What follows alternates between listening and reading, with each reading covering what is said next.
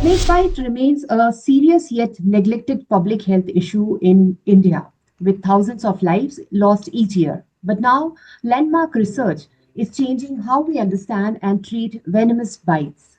Scientists have, for the first time, decoded how the saw scaled viper produces its venom at the genetic level.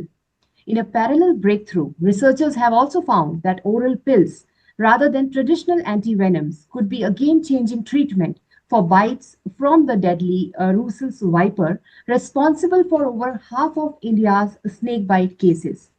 On this note, I, Dr. Anubha Jain, senior journalist from ETV Bharat Bengaluru, will discuss these interesting research studies with the Associate Professor Kartik Sunagar from the Indian Institute of Science Bengaluru, the lead author behind these groundbreaking studies. Welcome to our channel, Professor Sunagar. Thank you. So first, we would like to know about your research work in Equus carinatus or saw-scaled viper, and the second one, Russell's viper study. Over to you, sir. Sure. So basically, in the soft-scale viper study, we looked at how the snake produces its venom and how it regulates it by sequencing its transcriptome. Basically, the genes, basically how genes are translated into toxins. That's what we decoded here. And as you mentioned, in another study in parallel, we actually looked at Russell's viper, which is the clinically most important snake in the world, in the sense that it kills and it causes amputations of a lot of bite victims, more than any other snake species anywhere in the world. So we actually screened a couple of drugs. These are small molecule inhibitors, which pose several advantages over conventional antivenoms. And we showed how this drug can actually single-handedly neutralize venom suppressors vipers from various corners of India. Okay, right. So you discovered a novel protease inhibitor in the saw-scaled viper venom. Could you explain its significance and how it might contribute to the venom's potency or medical complications? So soft-scale viper venoms are, rich in proteases. So these are enzymes that degrade other proteins, right? So that's why when soft-scale viper bites somebody, you see necrosis and other symptoms, affecting the blood and so on. All of that happens because of these proteases. So you can think of it, right? When the snake produces these proteases in its own venom gland, how does it protect itself? Right? Mhm. So that's why it produces also this inhibitor, which binds to these proteases properly and then ensures that the venom gland itself is not digested, auto-digested, and it only gets activated once the venom is injected into the prey or accidental human victims. Mhm. Right. So, given the observed effectiveness of commercial Indian antivenoms in your study, what do you see as their, current limitations, and how critical is the need for region-specific or population-tailored antivenoms in India, considering the genetic diversity in venom profiles? Okay. So answering the first part of your question, conventional antivenoms are produced by immunizing horses, right? So you basically collect snake venoms and then you inject them into horses. Horse body will now produce antibodies against this venom. So you purify those antibodies and then administer it into snakebite victims.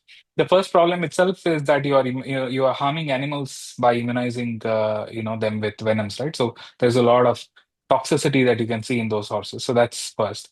The problem to the human is that these are horse antibodies, right? So you're injecting horse antibodies into humans. So the human immune system recognizes these as foreign antibodies. So it can mount a response against these antibodies themselves. So the antivenom itself can be dangerous.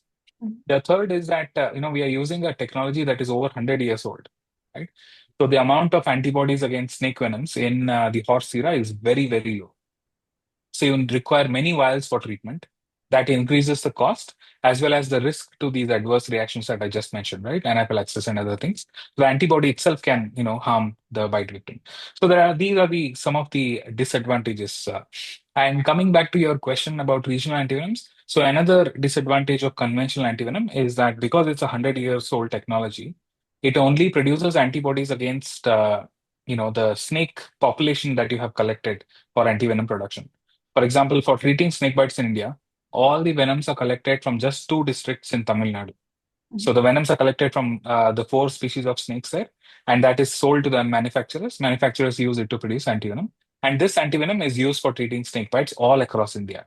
The problem is we have extensively shown that different populations of the same species of snake can produce very different venoms. Mhm. So when this happens, this antibody or antivenom will not be able to neutralize those newer venoms, right? So for example, let's say we have now, we have shown this all across India, but just to give you an example, Mhm. although Karnataka is a neighboring state of Tamil Nadu, we have shown that the antivenom doesn't neutralize the venom very well here itself. So that is because of the extent of venom variation in snakes, right? Mhm. So that's why you require regional antivenoms, which is another study that is happening in the lab. So we have produced the first regional antivenoms for Mhm. Western India, and we have seen how. So basically, what you do is you collect venoms of the local populations of snakes here, Mhm. and then produce a specific cocktail against those populations. So that's what is a regional antivenom, and there also we have made some progress. Okay. So the inhibitors like Yeah, Veresplendid and Merimastil, so both yeah, repurposed drugs, so have correct. shown promising results in neutralizing Russell venom. And how do they work Yeah, differently from traditional antivenoms? Can you please elaborate? yeah.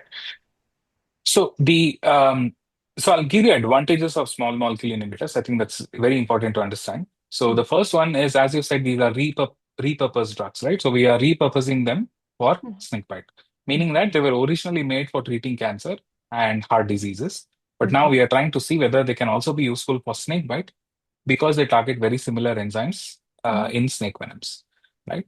So the advantage is here is that one of the major advantages is that you can take them as pills, right? So you don't need to go to a hospital.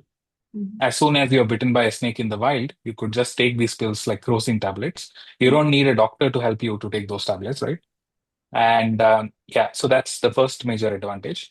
The second advantage is that unlike antivenoms, this can work broadly, meaning that as I told you earlier, when antivenoms produced in Tamil Nadu may not be very effective in Karnataka, right? But we have shown that these antivenoms actually work all across India. Sorry, Okay. these small molecule inhibitors, they work all across India. We tested them against Russell's viper populations from almost every corner of India, and we show that various combinations, either one of these drugs or both of them might be required to treat snake bites in many of these places, right? So that's the second advantage. The third advantage is you're not immunizing animals anymore, right? Because these are chemicals, these are synthetic chemicals. So you are reducing that harm to animals also. Mhm. And finally, of course, because these are chemically made, they will be a lot more cheaper than conventional antivirals. And they don't really mount an antibody response. So you don't even have those problems like anaphylaxis that you see with current antivenoms. So in all the problems that I told you about conventional antivenoms, these drugs can address each one of those problems. Okay, wow, wonderful. So, do you envision a future where snake bite treatment begins in the field with pills and is followed by antivenom if needed, a hybrid model?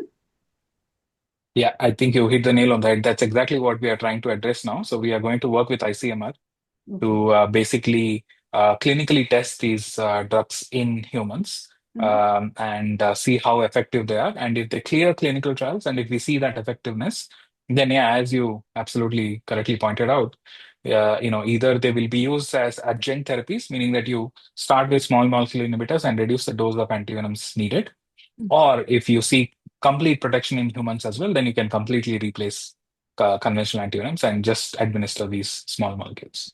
Okay. So, since these are orally available drugs, what advantages will they offer, especially in India's rural or under-reserved regions compared to injectable antivenoms? Yeah, so as I said earlier, because these are, see, conventional antivenoms also don't require refrigeration. That's a very common misunderstanding Okay. because many of the conventional antivenoms are made in a lyophilized form, meaning that they are freeze dried. So you can Mhm. store them at room temperature also. Okay. But some clinicians also rely on the liquid formulation of the antivenom. So if it is made in the liquid form, then you need refrigeration, right? So in terms of that, this is very easy because this doesn't require refrigeration. They are very stable at room temperatures, Mhm. right?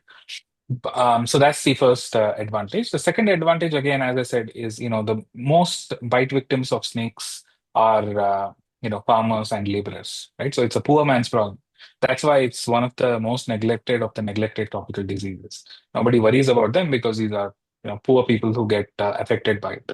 Yeah. So the advantage of small molecule inhibitors is that these are going to be very inexpensive for them, right?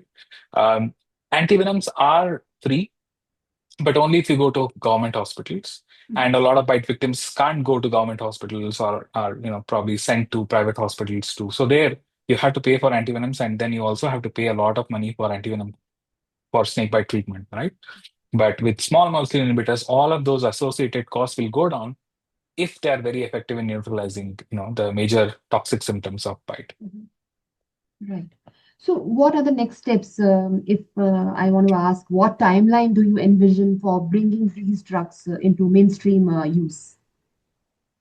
Okay, can't really talk about timelines because these are all, there are lots of regulatory approvals that are required, and a lot of testing still is there. But what what I would like to point out is that the future for snakebite treatment in India is very bright because Mhm. we have multiple solutions. See, one of the things that we didn't talk about are monoclonal antibodies. So instead of making antivenoms in horses, you Mhm. can also make these antibodies in the lab. So we have made such antibodies in the lab which are very effective. Again, address all the problems that I mentioned of conventional antivenoms. So there Okay. is a lot of testing that is needed for both monoclonal antibodies, for small molecule inhibitors. And yeah, once they clear those trials, then I think it'll be easier to introduce them to market. Small molecule inhibitors can actually go to the market a lot more faster Mhm. because they are already cleared, for other diseases, right? For treating other diseases. So we know that they are safe to administer in a short duration. So we already have that safety data. So as long as we see protection against snakebite effects, these can be immediately made available to the market with, as little time as possible. Okay. One important thing I like to ask, what has been the biggest challenge in driving such a paradigm shift, like from venom profiling to pill-based therapy? Your research represent a major shift. So, what Yeah. has been the biggest challenge? See, I mean, there are multiple challenges. I talked about all of this in last 10 minutes, but this has probably taken, almost a decade for us to do, right? And that's because, so one of the major problems is that this is very multidisciplinary. You need to do a lot of different types of research. So, and Mhm. usually researchers focus on one aspect of these, right? So by establishing all the technologies in my lab here, we were able to, implement all of these different strategies parallelly. So that's why we understand so much about the biology of snake venoms. And using that understanding, we are now making better therapies. The Mhm. second problem are obviously regulatory issues. It takes a lot of time to get approvals to collect snakes and their venoms. So sometimes it takes several years. For some regions, we still haven't heard back from the forest departments. So we don't know the effectiveness of the small molecule inhibitors or antibodies in those regions, unfortunately. So if the government pushes for it and helps us to get these clearances, we'll be able to test these newer products against snakes there, and we'll be able to tell whether these solutions will also be useful in those regions. And all of this is absolutely very important, but unfortunately, is very challenging. Yeah. So those are the two major issues I would say. Right. So, in the end, if you have to summarize the potential of your research in one sentence to the Indian public or policymaker, what would you say? It's very difficult to summarize our research in one sentence, but yeah, I think all these advanced solutions for snake bites can save the lives and limbs of India's 100,000 snake bite victims, because India suffers the brunt of snake bites in the world, right? I mean, over 50% of all the deaths that happen due to snake bites around the world happen in India, True. and so I think our research is very important in that translational space. All right, all right.